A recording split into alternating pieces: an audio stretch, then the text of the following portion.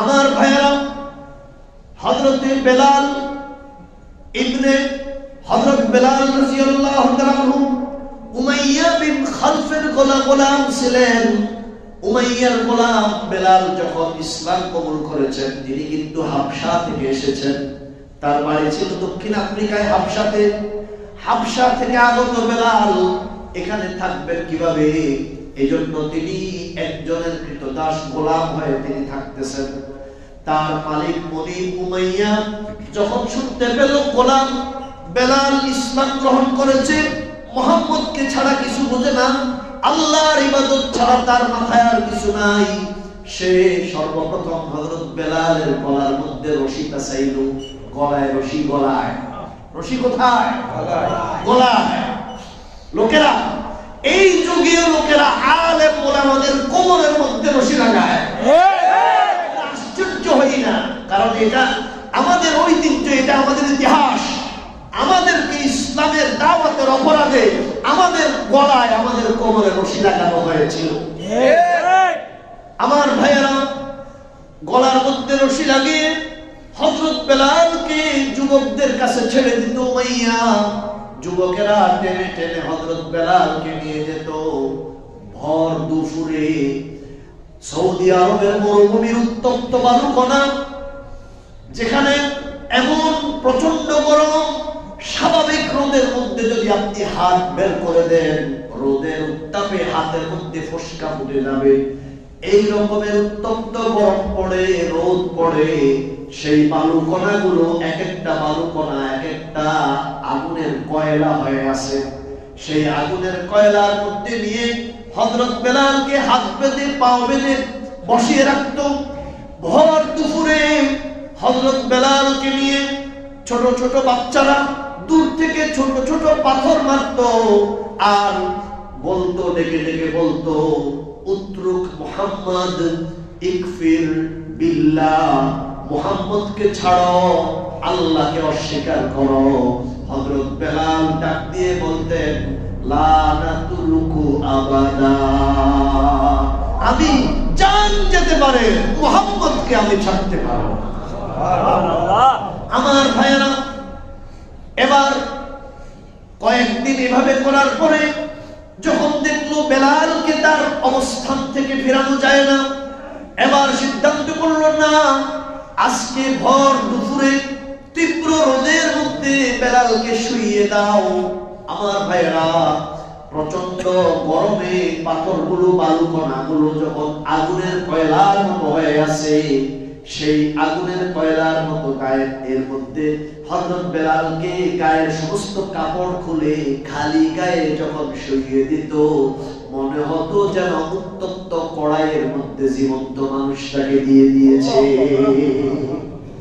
এই রকমের এক কষ্টের পরিস্থিতিতে হযরত বেলালকে শুইয়ে দিয়ে বুকের উপরে প্রচন্ড এক পাথরের টুকরা, যে পাথর চারজনে চারদিক থেকে ধরে এনে উঠানো লাগতো, এত বড় পাথর এনে হযরত বেলালের বুকের উপরে চাপা দিত।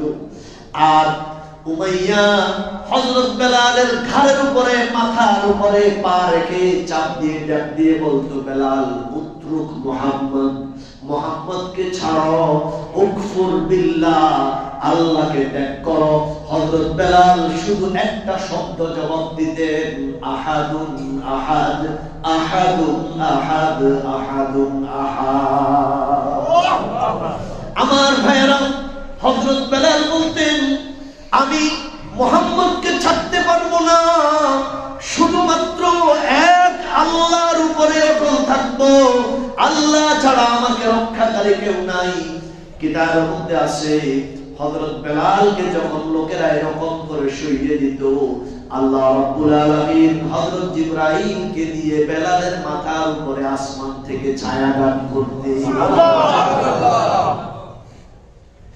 আমার ভাইয়েরা, হযরত আম্মার ইবনে ইয়াসির এরপরে হযরত বেলালের এইরকম অত্যাচার এবং নির্যাতনের অবস্থা দেখে শেষ একদিন এরকম জুলুম যখন চলতেছিল, হযরত আবু বকর রাদিয়াল্লাহু তাআলা তিনি একটা দোকান করতেন, তার একটা দোকান ছিল, দোকানটা পূর্ণ বিক্রি করে দিয়েছেন।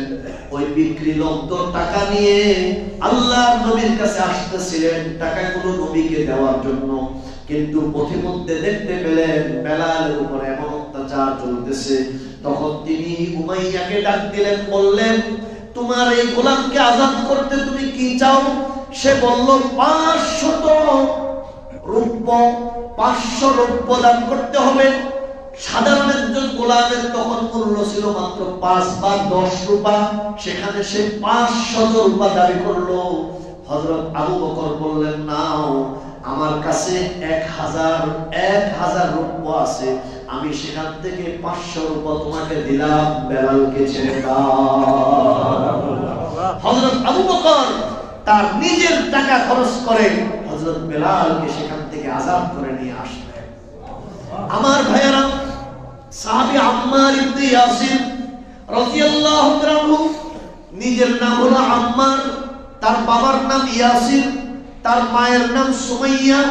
হযরত আম্মার তিনিও ইসলাম গ্রহণ করেছেন, তার বাবা ইয়াসিরও ইসলাম গ্রহণ করেছেন, তার মা সুমাইয়াও ইসলাম গ্রহণ করেছে। ইসলাম গ্রহণের অপরাধে মক্কার কুরাইশ সর্দারেরা এই তিনজন পিতা পুত্র এবং মা তাদের উপরে অত্যাচারের স্টিপ্রোলার চালাতে লাগলো। তাদেরকে তিনজনকে রশি কোমরে বেঁধে উত্তপ্ত বালুকণার মধ্যে ভর দুপুরে তাদেরকে রোদের মধ্যে দাঁড় করিয়ে রাখতো। আমার ভাইয়েরা, অসহ্য অসহনীয় এই শাস্তি, এই কঠিন শাস্তির মধ্যে হযরত রাসূল আকরাম সাল্লাল্লাহু আলাইহি ওয়াসাল্লাম একদিন পাশ দিয়ে যাইতেছিলেন আর বলতেছিলেন, ও আলে ইয়াসির, ও ইয়াসিরের পরিবার, তোমরা শোনো, আল্লাহ রাব্বুল আলামিন তোমাদের তিনজনের জন্য তার জান্নাতকে সুসজ্জিত করতে আছে। আল্লাহ জান্নাত সাজাইতে আছে। ও আলে ইয়াসির, ইসবির, তোমরা ধৈর্য ধরো, আল্লাহ তোমাদের ধৈর্যের বিনিময়ে আল্লাহ জান্নাতকে সাজাচ্ছেন, তোমরা অপেক্ষা করো, মরতে দেরি, জান্নাতে যেতে দেরি হবে না। সুবহানাল্লাহ। রাসূলুল্লাহর এইটুকু বাণী, এই সামান্য সান্ত্বনাটুকু শুনে হযরত আম্মার এবং তার পিতা ইয়াসির এবং তাদের মা সুমাইয়া তারা বলতেছে, ওয়াল্লাহি নাসবিরু আলাল্লাহ, ওয়াল্লাহি, আল্লাহর কসম, আমরা আল্লাহর উপরে ধৈর্য ধারণ করে থাকব।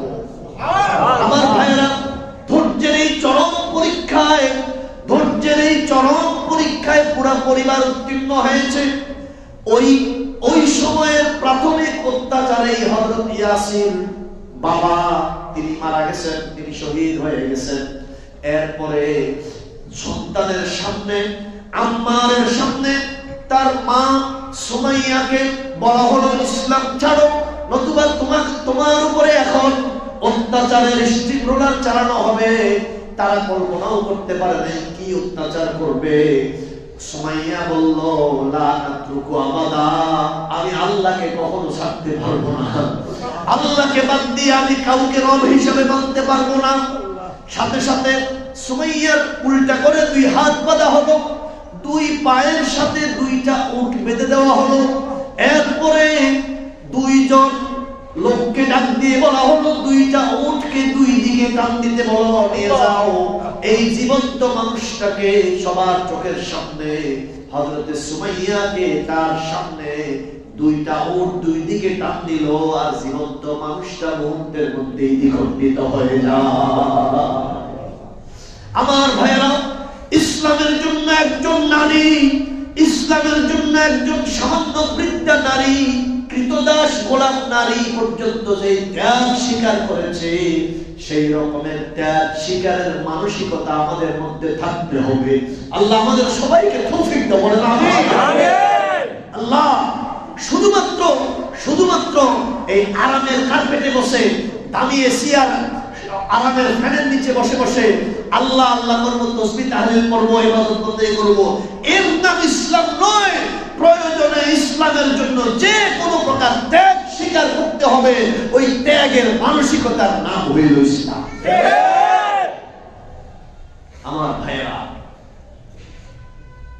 হযরত মুজিন্না এক মহিলা সাহাবী, মুজিন্না এক মহিলা সাহাবী, তার হাত বাঁধা হয়েছে, পাও বাঁধা হয়েছে। এরপরে বাচ্চাদেরকে বলছে তোমরা হেরে গরম বালু নিক্ষেপ করো, গরম বালু। তারা গরম বালু নিক্ষেপ করতেছে, বালু কইরা মুজিবনার চোখ গেছে, তিনি অন্ধ হয়ে গেছে।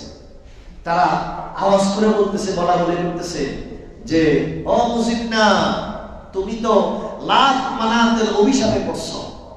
মুজিবনা বলেন আল্লাহ আমার চোখ নিয়েছেন, আল্লাহ যদি চোখ নিয়ে খুশি থাকেন তো আমিও আল্লাহর উপরে খুশি।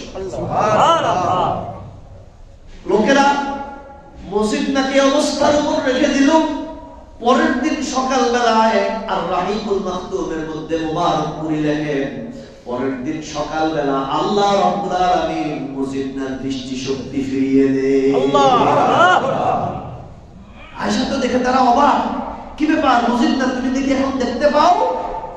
মুজিবনা বলেন অভিশাপ তোমাদের লাত মানার উজ্জাতের উপর, তোমরা আমাকে লাত মানার উজ্জাতের অভিশাপে অন্ধ হয়েছি বলেছিলে, আর আল্লাহ রাব্বুল আলামিনের উপর আমি সবর করার কারণে আল্লাহ আমার অন্ধ দৃষ্টি শক্তিকে আবার ফিরিয়ে দিয়েছে। সুবহানাল্লাহ। আমার ভাইয়েরা, হযরত সুহাইব, হযরত খাব্বাব ইবনুল আরাত, এরকম অন্তত 50 জনের ঘটনা বলা যাবে। আমি যদি বলতে থাকি আসরের রক্ত পার হয়ে যাবে। লম্বা ঘটনা, লম্বা, এক এক জনের উপরে এক এক রকমের অত্যাচার, এক এক জনের উপরে এক এক রকমের জুলুম চলেছে। কারো চরিত্রে কালিমা লেপন করা হয়েছে, কাউকে শারীরিকভাবে আঘাত করা হয়েছে, কাউকে জুলুম করা হয়েছে, কাউকে বেঁধে রাখা হয়েছে, কাউকে খাওয়া দাওয়া বন্ধ করে দেওয়া হয়েছে, কাউকে আপনার শরীরে আঘাত করে শরীর আঘাতে পরিপূর্ণ করে দেওয়া হয়েছে। কিন্তু সাহাবায়ে কেরামদের মধ্যে এই সাধারণ এই দুর্বল শ্রেণীর লোকগুলাও আল্লাহর নবীর উপরে ঈমানে অটল এবং অবিচল ছিলেন। আমাদেরকেও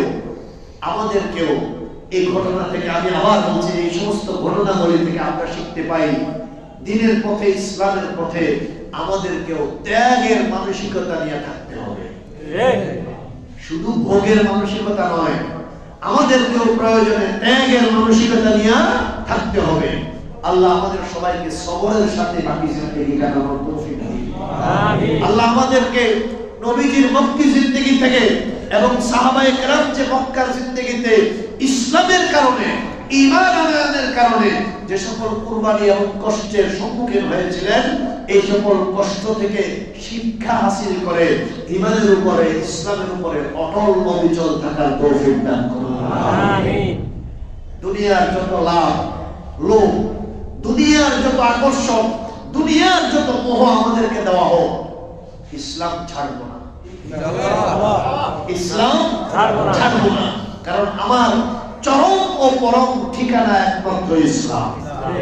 বলেন আমার পরম ঠিকানা কোথায়? ইসলামে। আমি যদি ইসলাম ছাড়া হিরো হয়ে যাই তো আমার এই হিরো মূলত জিরো। আমি যদি ইসলাম বাদ দিয়ে হিরো হয়ে যাই তো আমার এই হিরো মূলত জিরো। কিন্তু আমাকে ছাড়া ইসলাম যদি পূর্ণ হয়ে যায়, আমাকে ছাড়া ইসলাম যদি সামনে এগিয়ে যায়, আমি তাহলে কপাল মুক্ত হয়ে পিছনে পড়ে থাকবো। এজন্য নিজেকে সৌভাগ্যবান বানাতে হলে যত ত্যাগ, যত তিতিক্ষা, যত কষ্ট, যত মুসিবত আসুক, সকল ত্যাগ, তিতিক্ষা এবং কষ্ট, মুসিবতকে মেনেই আমাকে ইসলামের সাথেই থাকতে হবে। আল্লাহ আমাদের সবাইকে ইসলাম ও মুসলমানিত্ব নিয়ে বাকি জিন্দেগি কাটানোর তৌফিক দান করুন। আমিন। ওয়া আখিরু দাওয়ানা আলহামদুলিল্লাহি রাব্বিল